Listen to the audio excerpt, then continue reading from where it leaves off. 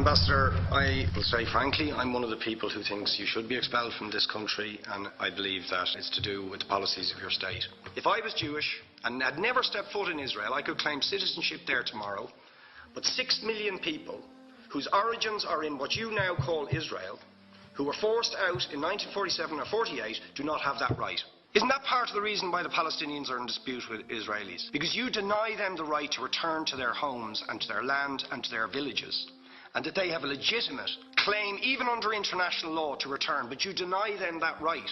Why do you deny them that right? And why do you give that right to other people who have no connection whatsoever with the land, whether you call it Israel or whether you call it Palestine? Why do you continue to seize land if you're serious about Oslo and the two-state solution, which under that agreement is land designated to be Palestinian land? 500,000 people, most of which has taken place since Oslo. You allow that to happen. Why do you allow it to happen? If you're serious about giving this land to the Palestinians, it's absolutely extraordinary. Are you not just taking us, Ambassador, for idiots? That you can say with a straight face, we're serious about peace, but while we're serious about peace, we're going to seize Palestinian land. And you expect the Palestinians to just sit back and do nothing about that. Now, you know what the Palestinian people have been asking for. Far less even than some people would ask for. Because I believe the whole apartheid system should be dismantled. But what they've asked for is to lift the siege of Gaza. Just to lift the siege of Gaza. Let them have an airport. Let them have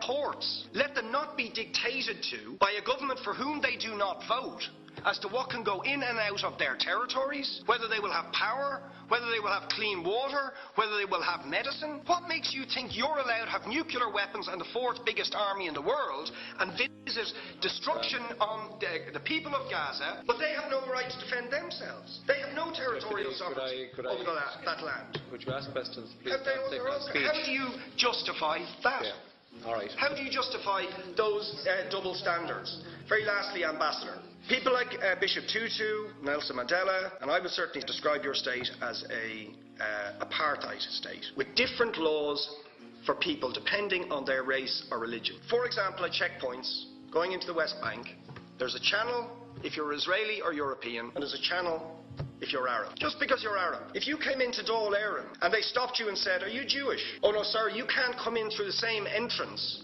as Irish people or European people because you're Jewish," you would call that racism and apartheid. You practice that with your checkpoints and your military barriers and your apartheid wall. How can you justify